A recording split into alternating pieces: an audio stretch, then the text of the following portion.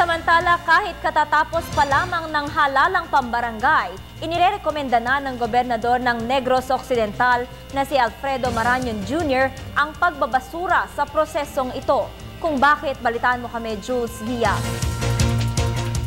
Mula Teniente del Barrio at naging Kapitan del Barrio at ngayon Kapitan, nais ni Gobernador Alfredo Marañon Jr. ng Negros Occidental na imbis na ihalal ang mga kandidatong ito, ay gawin na lamang ang proseso ng pagpili o pag-appoint ng mga opisyal na karapat-dapat na maglingkod sa bawat barangay.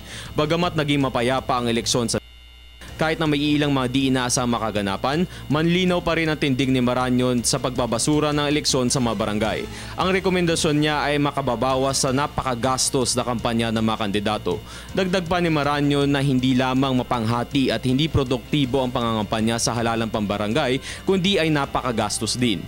Upang matupad ang hangarin ni Marañon, nirekomenda niya na ang mamimili ng mga maupong opisyal ng barangay ay mula sa isang lilikhaing komite o ng Pangulo o ng Department of Interior and Local Government. Bagamat matibay ang posisyon ni Marañon sa isyong ito, inaasahan pa rin niya na maglilingkod ng maayos at tapat ang lahat ng mga bagong halal na mga opisyal ng mga barangay. Para sa Telebisyon ng Bayan, ako si Jules Giang.